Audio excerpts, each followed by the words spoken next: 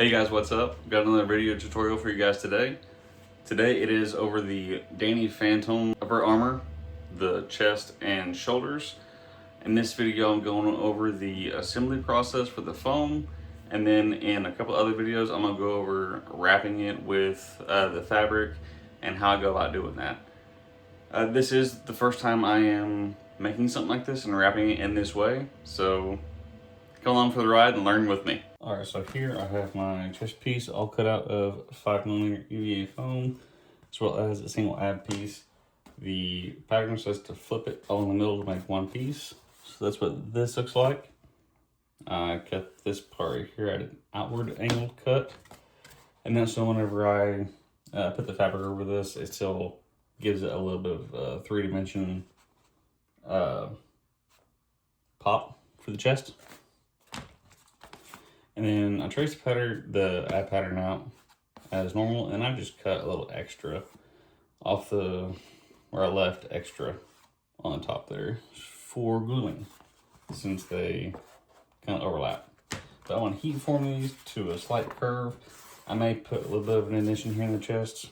Not real sure yet, but we'll figure it out. Okay, and here I have the ab piece all heat formed.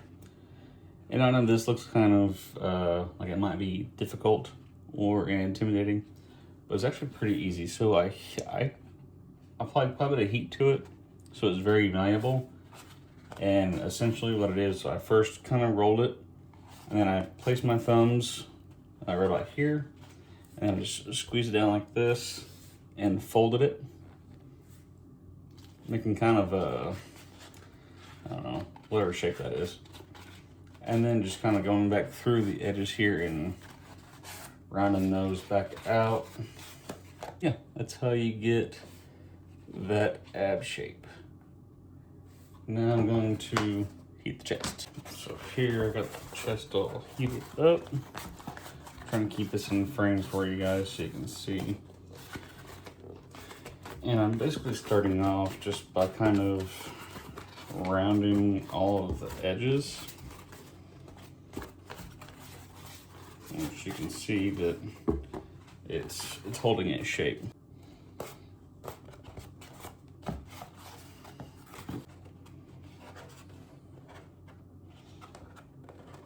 Yes, it's kind of like that. Okay, so I actually took the crease out of the middle here. I didn't really like it. It didn't quite sit right. Kept this the way it is. So now I'm just going to go ahead and use contact cement and glue these two together. And I'm just going to go right on this edge and corresponding edge here. Again, with contact cement, you apply contact cement to both surfaces that you are gluing together. Let it dry to a tack and then stick it together. Right, and then once your glue has dried to kind of a matte texture color, dry to a tack is the typical. But anyway, so you're going to obviously have it on both sides. I'm gonna start here in the middle. Then I'm going to just kind of work my way out. Careful not to let the other side attach while I'm working on this side, because that would be bad. And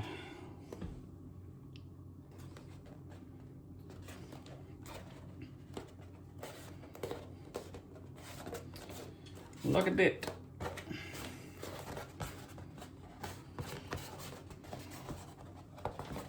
And now it's all assembled.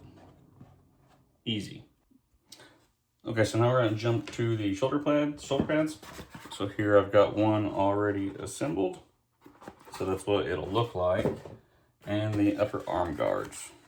These are very simple.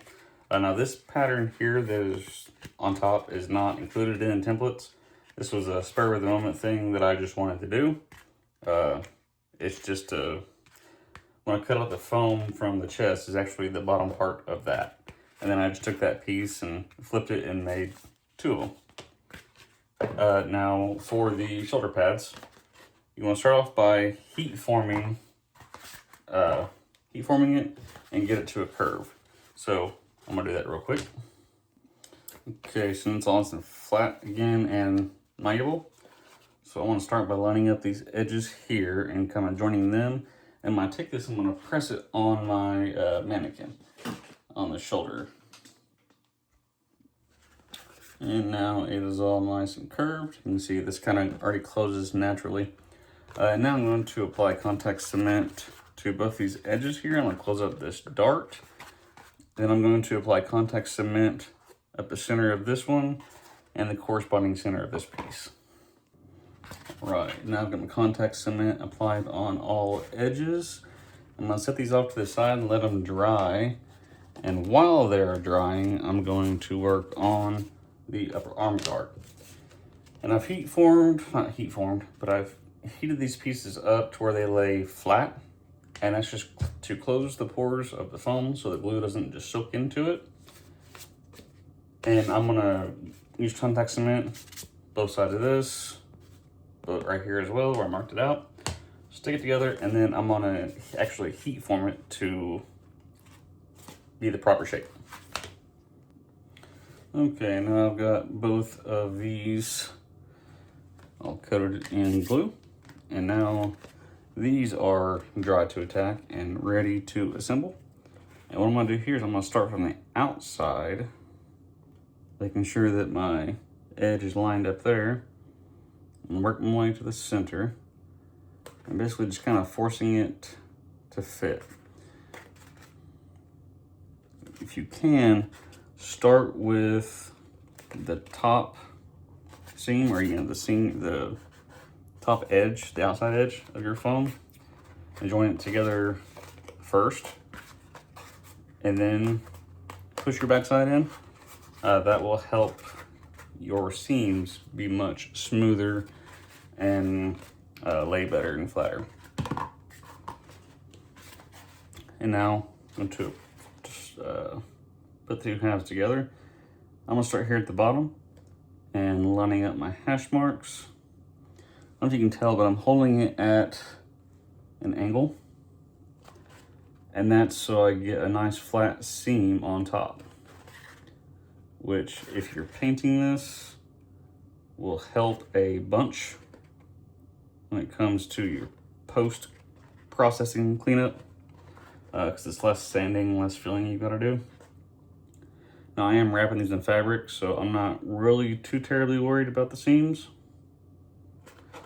but the little perfectionist in me wants to keep it just as neat and clean as I possibly can. And then just push it up and make sure that you're lined up here at the top. And I like to push in and kind of just really make sure the edges are all fully seated all the way across and down. And there is your completed shoulder pad.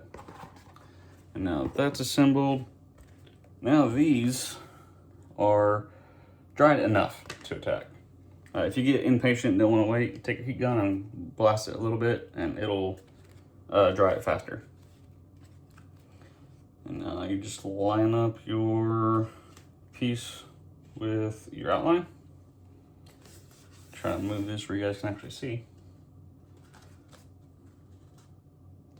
And the reason why I am doing it this way instead of curving them first and then gluing them is because if I curve them first and then glue them, then my edges are not going to line up because of the thickness of the foam. Doing it this way, I don't have to cut any extra length of foam or any, it loses all guesswork in trying to get the right length for this top accent piece.